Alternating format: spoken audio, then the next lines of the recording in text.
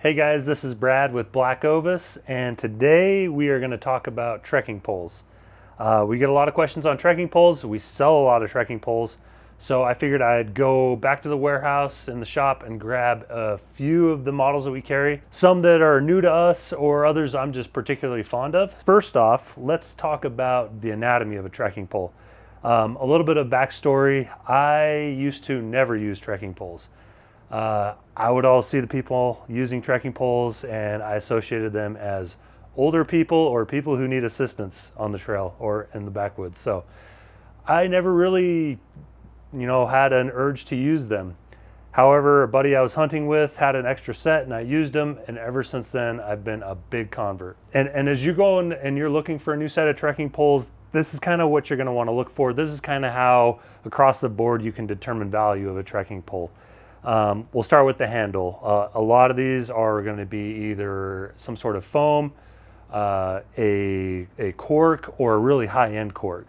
If you're familiar with fishing rods or fly rods, you'll know that a lot of high-end fly rods are going to use a really high-end cork, and the less money you pay, even though it's still a great rod, the handle just isn't quite as nice. Same goes for trekking poles. Second is going to be what the actual pole is made of.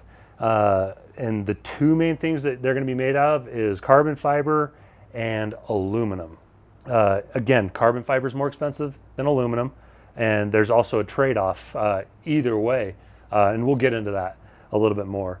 And then at the end, you're just going to have a carbide tip that's usually got some sort of cover on it, like this plastic cover, which still works great on the trail, but most of the time I just ditch those and run the carbide tip, whether I'm on a trail or off trail. So that's the basic anatomy of a trekking pole, and really the nicer the material, the handle, the more you end up going to pay usually. Let's break into some of the models that I picked out here and kind of go through those, and I'll tell you what I like, dislike about some of them, and some considerations as you're looking for your next set of trekking poles.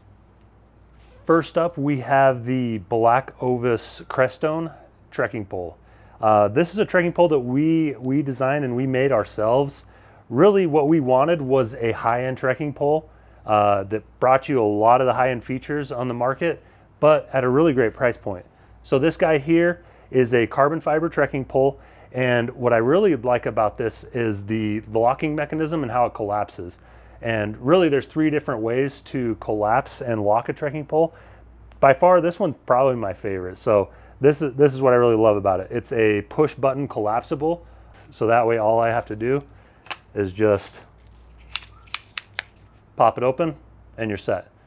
So this one has a foam handle, carbon fiber, decently lightweight pole. I use this in conjunction with one other pole here for this whole bear season that we just wrapped up. Great trekking pole. I absolutely love this pole. So for $100, just over $100, you're getting yourself into a really nice set of trekking poles, and they won't let you down on the trail. Next up, we have the Camofire Crest trekking pole. This one is a carbon fiber trekking pole again. But what's different about this one is the lock mechanism. It's a flip lock. So really, this one has two of those locking mechanisms to set your height. So negative there is it's going to have a little bit longer footprint as you pack them stowed away. But other than that, it's a really decent trekking pole. These ones I believe come in $75 right around that mark. So you're getting a good carbon fiber trekking pole, foam handle, a really great value. Another one that we have in the line is the Camofire Highline trekking pole. This is the other one that I used all last bear season. It's an aluminum pole. So benefits of aluminum over carbon fiber is it's definitely more durable. The cons is it's going to be a heavier pole. Now, depending on your hunting style, the terrain you're in, I am leaning more and more towards aluminum trekking poles. The main reason is, yes, they are more durable. I've used both really high-end trekking poles and lower-end trekking poles, both made out of carbon fiber, and really, sometimes they break. They're not going to be, if you get a jam between a rock and you leverage it, more than likely you're going to break that carbon fiber pole. And really, not unlike aluminum, you can bend aluminum and you know it's broken, not to use it anymore. carbon fiber can just really let you down in a bad situation without knowing it. So that's kind of why I lean more and more towards an aluminum pole. A little bit heavier, but overall these things are tanks. If you're like me and sometimes want to abuse a little bit of gear and knock some brush out of the way, aluminum's the way to go. So these ones come in right around $55. And if you don't already own a set of trekking poles and you're looking at poles and you just want to get into them and see how better you can hike with them, how much more gear you can carry, definitely you should be looking at getting a set of these. They will not let you down. Awesome pole. All right, now we're getting into a little bit higher end stuff. This is the Leki Micro Vario carbon pole. I've used these poles and these things are awesome. They're carbon, extremely lightweight, very top-notch quality. Really, I don't have anything bad to say about these poles. They are a little bit more expensive. You're looking around $200 for a set of these. But once you use them and you see the ergonomics on the foam handle, the way it locks, collapse, you can see really small footprint. If you're looking for either one of the best trekking poles on the market or just looking to upgrade the ones you currently have, definitely check these Lekis out because the Micro Vario is definitely worth the money. And speaking of Leki, if you want that Leki name and the quality that comes along with it, they make this option as well. This is an aluminum pole. This is the Legacy Lite COR-TEC. These ones go for around $100. So they're aluminum, a little bit bigger footprint, but man, they're a really good trekking pole. They've got an awesome cork handle, very ergonomic. And again, it's aluminum, a little heavier, but for how I use the trekking poles and the terrain I'm in, this thing really is awesome for what I would use it for. So if you're looking for still an inexpensive option, top-notch quality, this guy is the one you should be looking at right here. Alrighty, so now we're gonna get into a couple new brands that we started carrying this year. And they've actually got some innovative stuff to them. I haven't used these yet. I've got a set, 2 sets I'm going to be using here in the future for this year's hunting season. So I've only handled them, haven't got any hard use on them in the mountains, but I really like where they're going, and we've already been selling them extremely well. So first up, we've got the Peax Sissy Stix. This one is the Backcountry Z.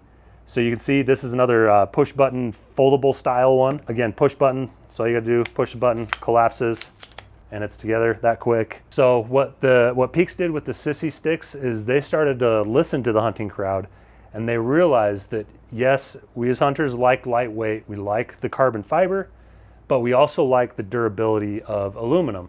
And the way the majority of the hunters use a trekking pole in the backcountry is, you can't have your cake and eat it too. So what they did is they made a pole with both. So it's got a carbon fiber all up top, and this last third section right here is aluminum. So what that does is it gives you the lightweight of a carbon fiber trekking pole, but the durability of an aluminum trekking pole. All in one, super cool. We carry 2 models from them. This is the Backcountry Z, and the Backcountry Elite is basically a flip lock carbon fiber. Both have foam handles, similar price points, $170 if you want to do the foldable like this, and $150 if you wanted to get into just the standard flip lock.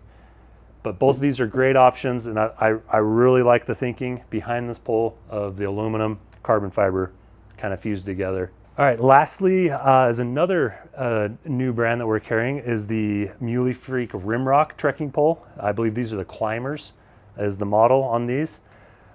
This is a different locking mechanism. This is a twist lock, so a little bit unique on this. Twist lock, carbon fiber, cork handle, very high quality trekking pole. These ones are right around 150 or just under 150. So a great trekking pole, and I absolutely love the feel of these, how light they are. So I think I'm gonna try this Rimrok out with one of the Sissy Stix this year, because both of these trekking poles feel great. If you haven't used a set of trekking poles, now's your chance. Check out our website. We'll have all the links below, because they are definitely a lifesaver. I honestly, I do not head into any sort of hunting situation without a set of trekking poles in my pack that I can deploy, whether it's for using a heavy pack out or packing stuff in, or just being on a steep mountain and using one to stabilize. They're definitely worth their weight in gold on the mountain. So if you have any questions, please give us a call here at the shop. We'd love to help you out. Thanks.